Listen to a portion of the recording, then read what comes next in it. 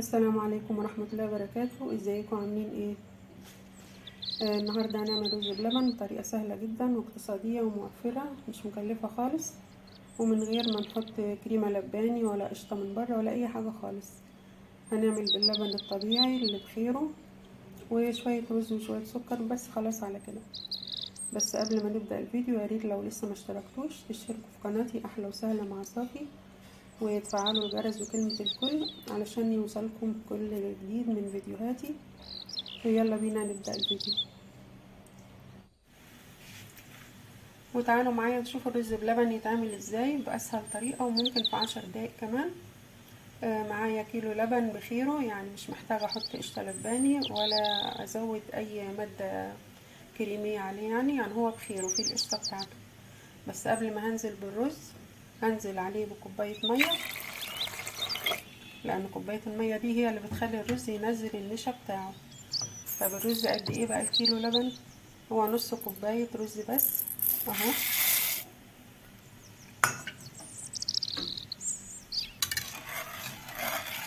شايفين القشطة اللي على الوش؟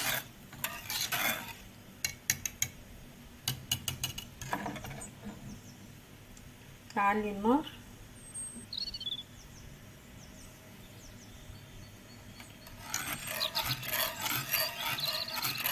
طبعا، مش هحط السكر ولا الفانيليا دلوقتي. لو حطيت السكر دلوقتي الرز هيتلسع وممكن يلزق في الحلة من تحت، فهنحط السكر لما الرز يستوي. شايفين القشطة؟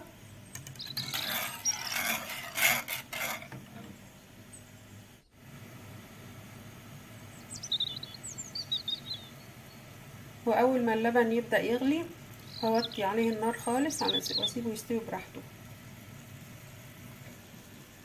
اهدي عليه واغطيه واسيبه يستوي بقى على مهله.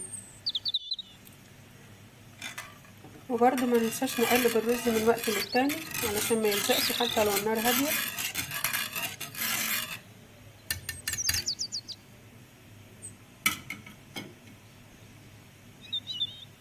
يعني نتابع من وقت للتاني التقليب علشان الرز ما يلزقش في الحله من تحت.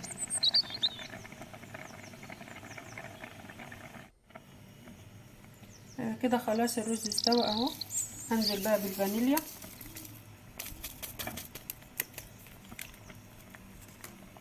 والسكر حسب الرغبه، ممكن نص كوبايه سكر، ممكن كوبايه الا ربع، كل واحد حسب الرغبه في السكر.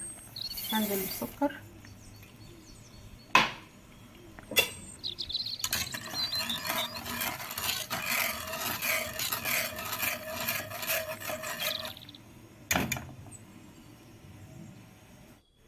ومعايا هنا نص كوبايه ميه ومعلقه نشا واحده بس.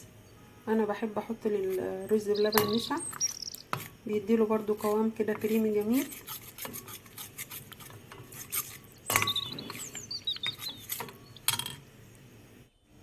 وهنزل بمعلقه النشا، وطبعا لازم اقلب بسرعه علشان ما يكلكعش معايا.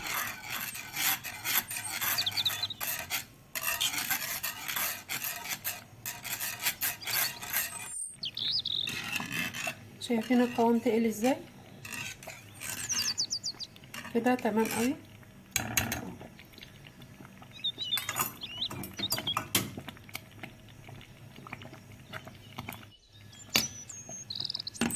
ما شاء الله، شايفين؟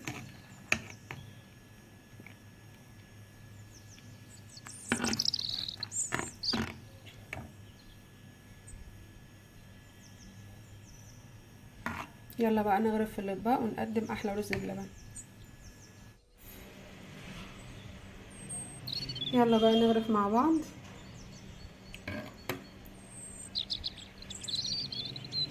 ما شاء الله ما شاء الله، شايفين الجمال؟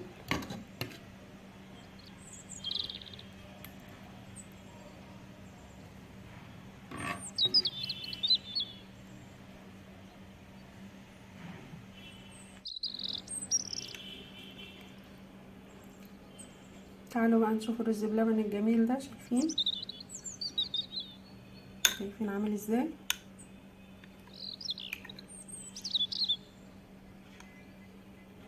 يلا جربوا طريقتي وقولوا لي رايكم ايه.